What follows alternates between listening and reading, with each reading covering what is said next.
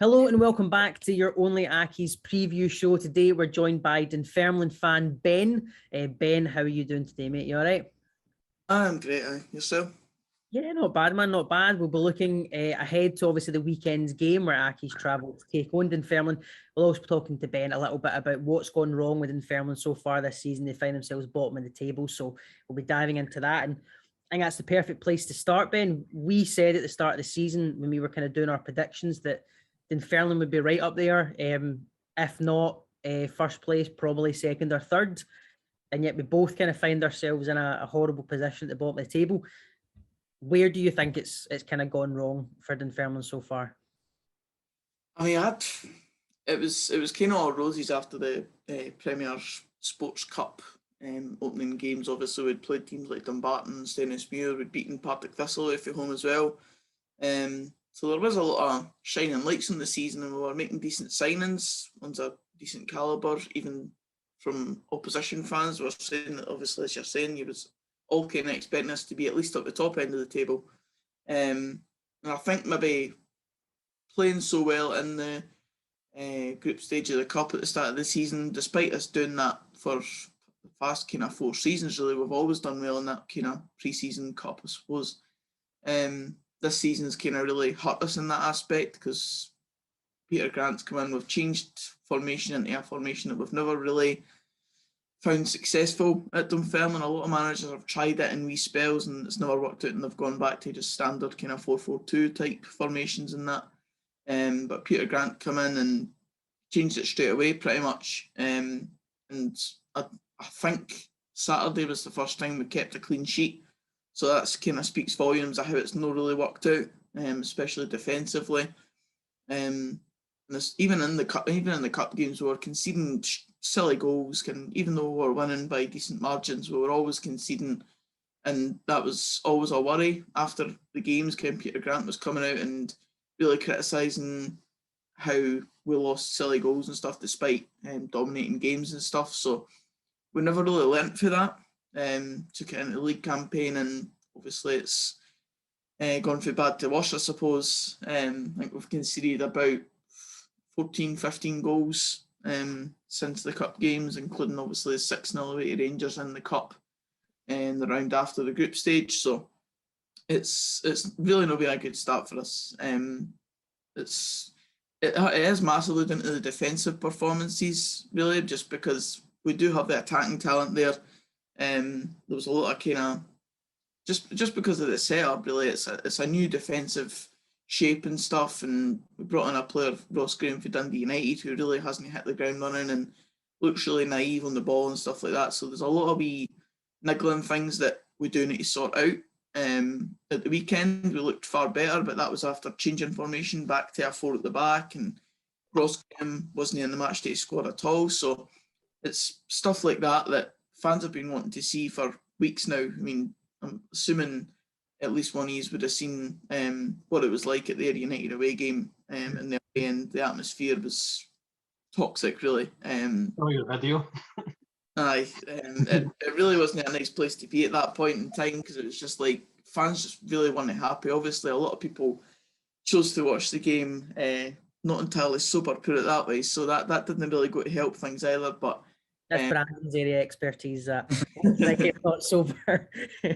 Unfortunately for me, I was watching it completely sober. I've watched every game this season with no drink in me, so it's not been a great watch. And Airway was certainly the kind of peak of that, and Peter Grant got it really tight at the end of the game. Players coming off the pitch, Graham Doddins reacted to the fans and stuff like that. So it's not been a great place to be, East End Park, so far. I think it's because of the lofty ambitions we had, especially in pre-season, and Peter Grant came out himself and said that we were going to be challenged at the top end, and the fact that we find ourselves in the complete opposite, rock bottom, is just laughable, really. And this weekend's game coming up is almost a kind of bottom of the table clash already, like a decider almost in a way, because if you win, then there's a wee gap there that's we now need to claw back. So I don't know, it's a must-win game for both sides, really. Yeah, I mean, we described it as a relegation 6-pointer already, which is... I'm interested to hear what you say, Ben, about, you're obviously saying the defence is a lot to blame. We done an interview with Joe Sked, and he claimed that the worst player in the league was Owen Williams. Aye, I've seen that. I'm intrigued to know what your thoughts on him is as a Dunfermline fan.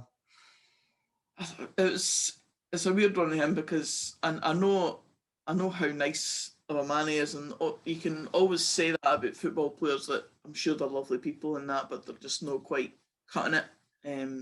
I would definitely wouldn't say he was the worst player in the league. And I did see that clip, and I don't think Joe really 100% meant it in a way. I think he was just kind of saying it off the top of his head. It was the only player he could really remember. But this season, I would say he's probably the best goalie that we do have at the club, despite being replaced in a way in the summer. We brought in Dennis Mehmet, and he's by far worse. So it's one of these ones, we really wanted improvement in that area, and we brought in him on a 2-year deal, Mehmet, in the summer, and he was culpable for basically every goal we were conceding at the start of the season, and ultimately left us with no way back in some games. We were 2-0 down in some games before we even got started. He really didn't ooze confidence. And in terms of Owen Williams, I really wasn't confident in him last season. I was one of the ones that was wanting a new keeper in between the sticks this season. I didn't think he was capable of being a keeper that could take you to the top of the league or even challenging. But here we are, he's back in goals. He was in at the weekend, and he kept the first clean sheet. Made a couple of really good saves in the first half as well. A double save at one point that really kept us in the game. So I certainly wouldn't say he was one of the worst players in the league, obviously, but he certainly didn't cover himself in glory last season. Hopefully he's turned a better corner, I suppose. I've got to ask about Peter Grant. You touched on him a little bit previously, but I mean, all I've seen basically for the last few weeks on my Twitter from a lot of Dunfermline fans is Peter Grant out. He's not the man to take you guys forward. I did see after the game at Inverness, he did change things up. He said he went back to a standard 4-4-2. People like Kai Kennedy and Dom Thomas maybe played in their better positions. Do you feel that there is a way that Peter Grant can turn this around for you guys and maybe claw a bit back?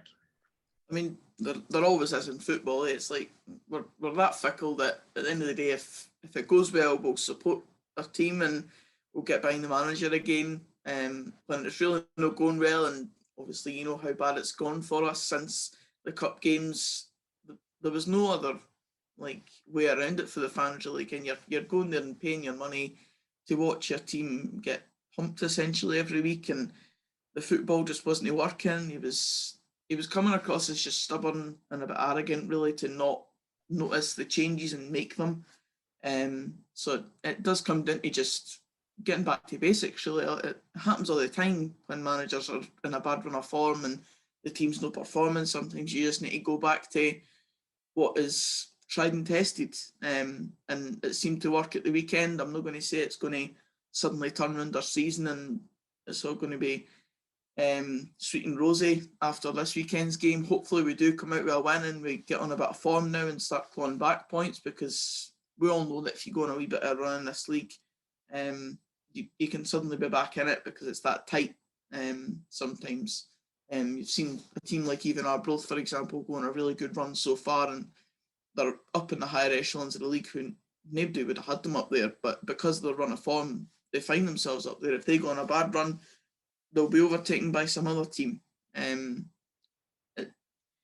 obviously is a way back. It just comes down to him no being stubborn and making those correct changes and taking it back to playing players in the proper position and getting the best out of them. A point you just made there, something that I find really, really concerning about our situation is, I mean, like you said, if say Grant leaves or he gets his act together, the players, I mean, there's been a couple of weeks where the lineups have came out and I've actually messaged Ben to see like Dom Thomas, Craig Whiting and Kai Kennedy starting on the bench.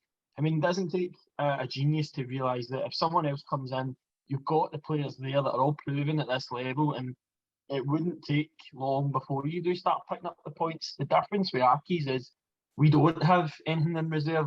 It's not that it's the manager is necessarily the problem. It's the lack of team and the quality, where you clearly have that on paper, and it probably would translate onto the park at some point.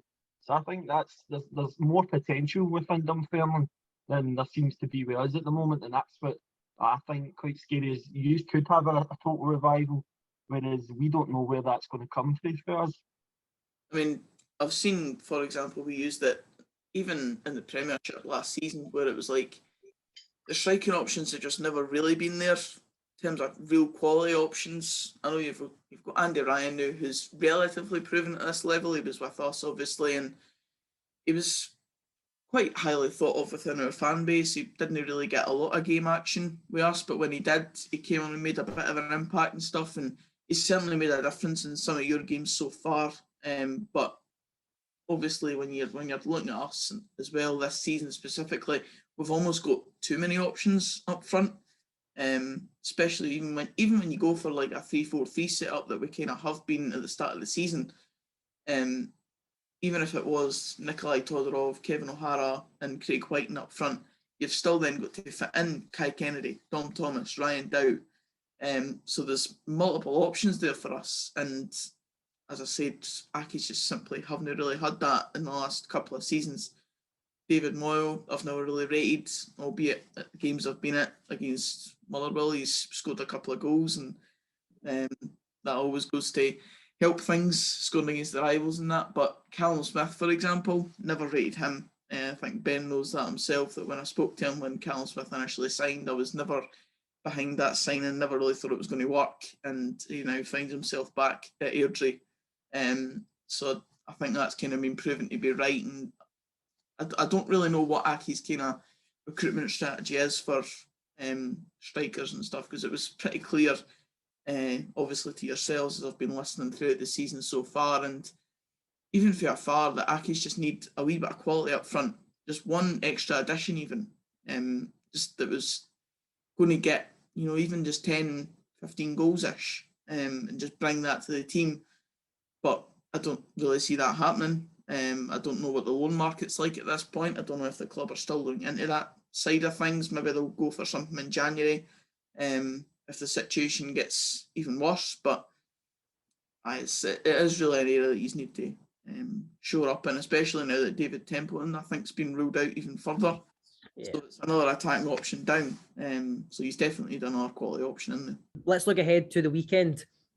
I'm interested how, Ben, you think Dunfermline will set up, because as we just spoke about, at Inverness it was changed, went back to a standard 4-4-2. Do you think he'll persevere with that at the moment, or do you think he'll go back to some of his older tactics he's been trying so far? I think for the sake of himself, he has to stick with the 4-4-2, or a 4 at the back at least, 4-2-3-1, whatever he wants to go with. I just think it makes us a bit more solid. I think it would be ludicrous to go back to the 3 at the back, considering you've just kept your first clean sheet, and we did look relatively comfortable in that formation. Obviously, Inverness had a good side; they did break us down at points, but that was expected coming into the game. I was going into Saturday's game expecting a loss, no matter what the formation was, just because Inverness hadn't really conceded any. They hadn't lost a game in the league as of then. They hadn't even drawn a game either. So I was fully expecting to not win that game. And albeit we didn't, as I said, we looked far more comfortable, and just with players playing in their proper positions, like Dom Thomas, even though he did come off the bench, didn't start the game, but Kai Kennedy was out on the wing, Ryan Dow was there as well, and you had 2 players up front who were looking far more cohesive than the likes of Kevin O'Hara, been in the side in the last few weeks, who hasn't really hit the heights so far this season. So I think, as I said, for his own sake, Peter Grant has to stick with the 4 at the back at minimum, and just keep going with it, because we've all seen what the 3 at the back gave us, and it gave us virtually 0 points in the league. So there's no point in persevering with that anymore. Just try the 4 at the back for a sustained period of time, and if it doesn't work, then you've shown us that it doesn't work either, and maybe just persevere with the 3 at the back if that's what he really wants to go with. What I would do if Dunfermline did go with the 3 at the back, I don't see us threatening too much up, so it might actually work to his if he It actually really, gets it to work off for him, but we've only got one up top really at the moment, and he's pretty stranded up there. So 3 at the back probably actually could work for a change for us this season, but aye. it would actually be one of the worst kind of outcomes for us, because I think players want to see a 4 at the back. And if suddenly 3 at the back started to work, Yeah. it would send a message to Grant saying, well, maybe I should stick with this, and I really don't think it's the right answer. Just because Accies didn't have enough quality up front doesn't mean that we should stick with it forever, because there's no offence, but I think you all know that there is better teams than Accies in this league, and they will carve you open if you just leave gaps like we have been. We've all seen that so far with our results, and there's just no need to go back and keep going over the dead horse, really. So it would be one of the worst things to happen if suddenly it worked. And just before we let you go, we'll ask you your score prediction, as we've done for everybody so far. Don't let the fact 3 Accies fans are in the call with you affect your call at all. How do you think this game's going to go? I did say at the end of the game at the weekend that I think it will be a Dunfermline win, just because, I mean, David said it earlier that Dunfermline just look more of a kind of unit in terms of an attacking presence anyway. We have to start scoring. Obviously, at the weekend, I said we were a bit more confident defensively. We need to start being a bit more of an attacking threat as well. We've not scored that many goals this season, so, well, in the league, obviously. I'll go for a tight one, just because I don't think we'll roll over a team just yet. I think we've still got a wee bit of growing to do after the start with Hud, so I'll go for a 1-0 Dunfermline win, and just for the sake of the culture, I'll go for a Dom Thomas winner.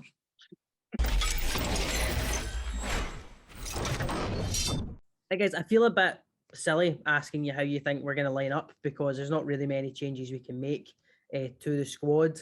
Do you see any changes happening to the lineup that we saw against there? I mean, obviously at the forum, we were told that there's not going to be any changes, and it's just the lack of options we've got. There's not really much you can do, if we're being honest with you. There's no attacking options that were on that bench on Saturday there, and it's really disappointing, because you see how stranded Andy Ryan is up there. We're creating these chances, we're dominating possession, we're passing the ball all right, but when you're playing the ball up to a striker that's on his own, by the time he can't do it on his own, do you know what I mean? So you're getting the defenders surrounding him straight away, and by the time there's nobody around him within 20 yards, so that's why we're not doing anything with it at all. So that's why I'm not really confident at all. But there's nothing really we can change, is there? Because there's nobody there. Yeah, I think that's the most frustrating thing, is we can all see that changes are needed in the team, but we have nobody to change. Like, we're so thin. David, we saw Brandon was just talking there about Andy Ryan being isolated, and you can see that when you see the players during the game, and we've had the opportunity to speak to them afterwards, and you can see it's frustrating for him as well. You know, he's coming over and he's basically saying that in the press. Aye, I mean, a couple of times on Saturday, you were crying out, I mean, how deep he had to come just to get involved. He can't do everything on his own. I mean, I've been really impressed with Andy Ryan, and I've said to you a few times how clever he seems to look. He knows how to read the game. He knows what he needs to do. But is that just standing out so much because the other players in the squad aren't like that?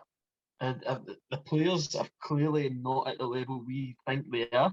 And someone like Andy Ryan, no disrespect to him, is standing out, where he might not necessarily be that level, but he's definitely looking at it.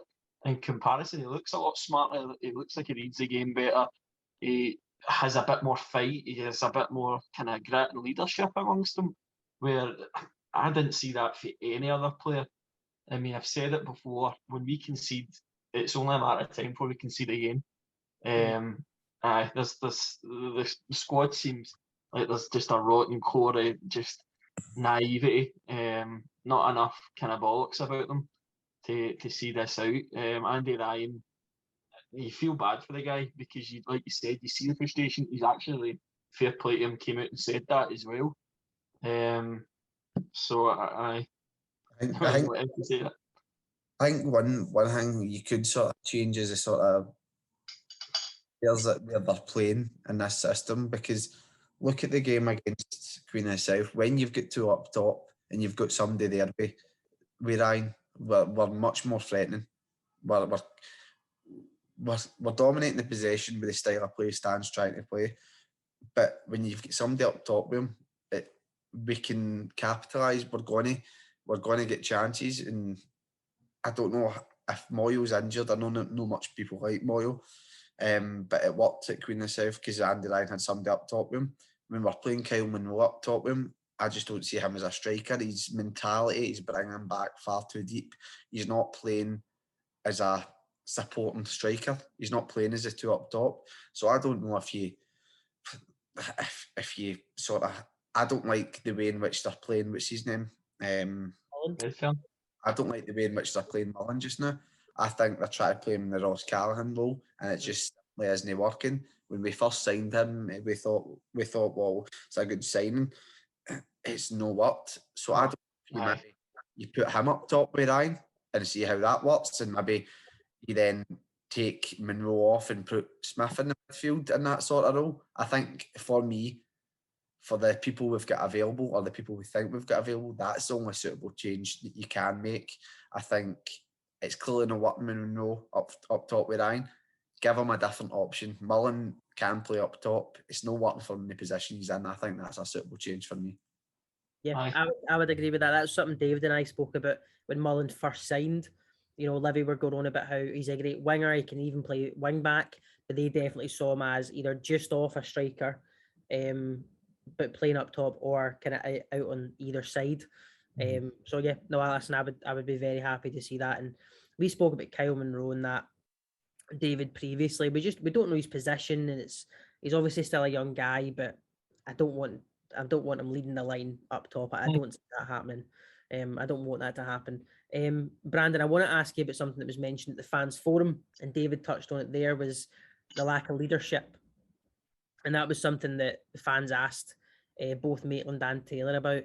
But we don't see any leaders on the park, and they basically agreed, didn't they? And said, yeah, we see the same that the fans see. I'm interested what your thoughts are on that.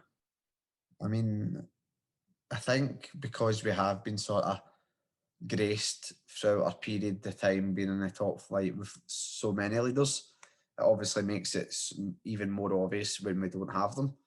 There's nobody in that team that's really standing out as a leader. When things are going wrong, you don't see MD trying to step up and rally the troops around, as it's said, to try and get everybody back and fighting.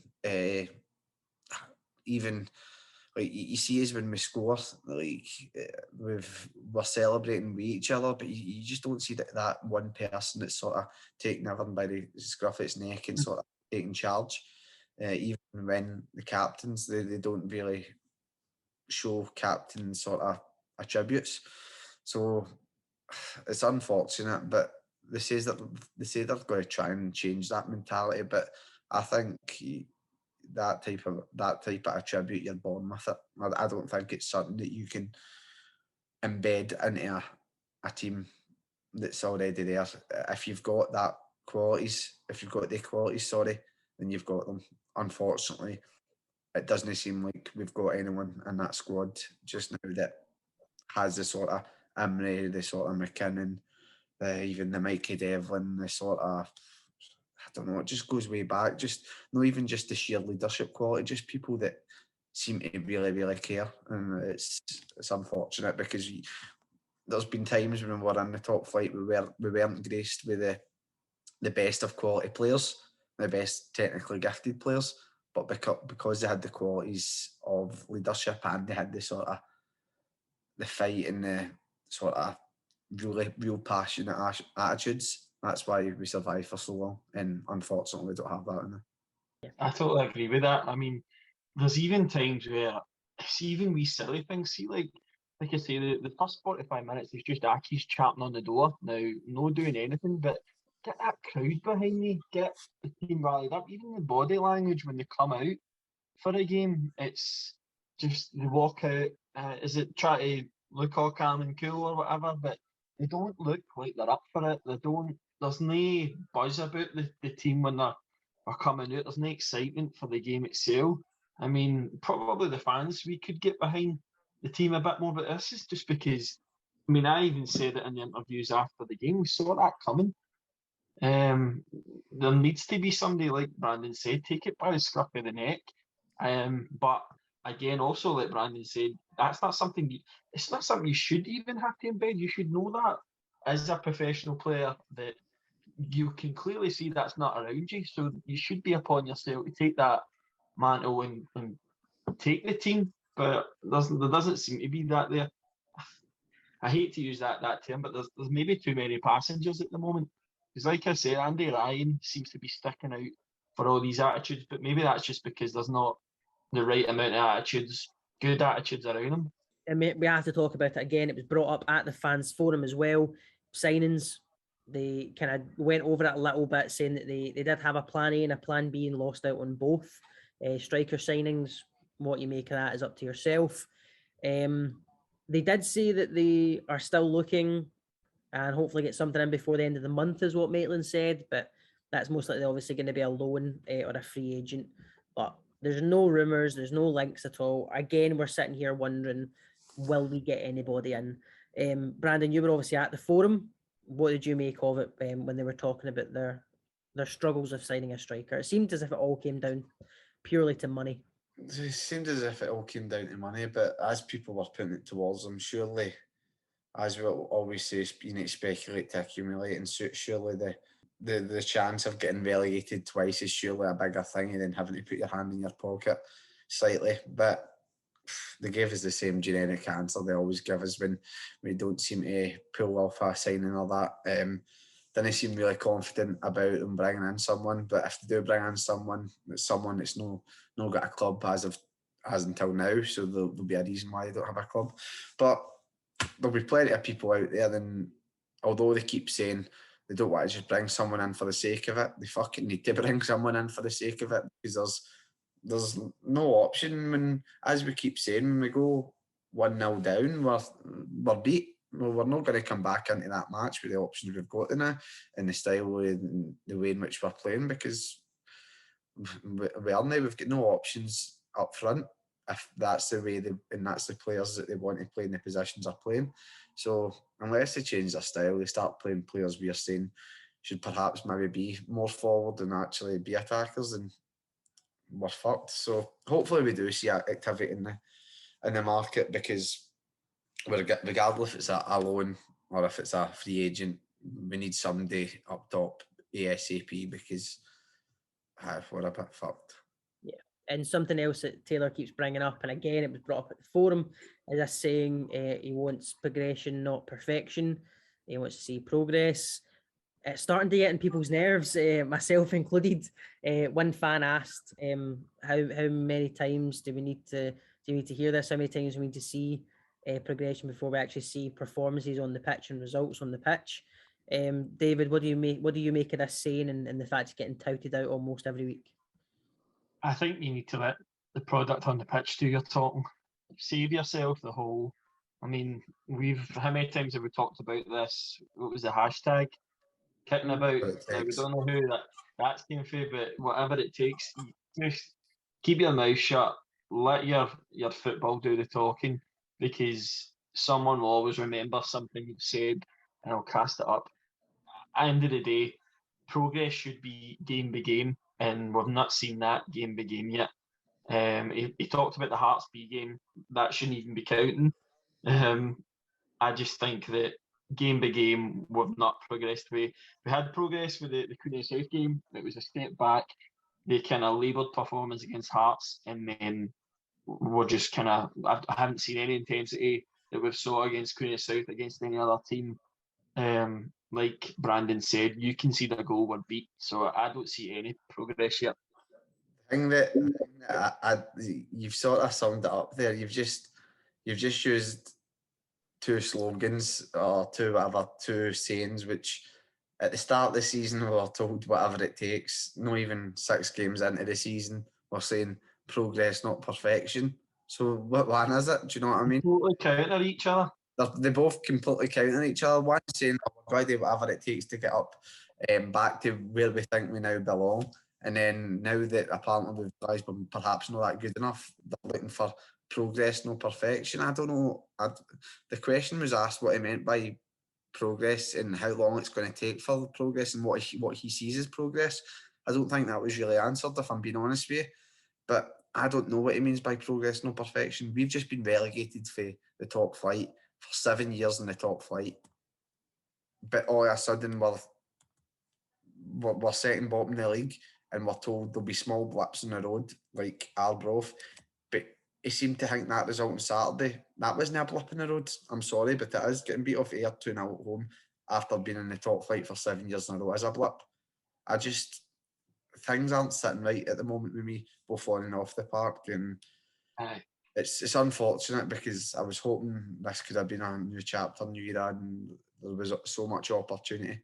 But I won't hold my breath, and we'll see what happens come Saturday. There's something else he said in his interview that I actually said to Ben. Again, not that it irritated me, but something you just feel like it's not worth saying. But he actually said to the press, "We done enough to merit winning that."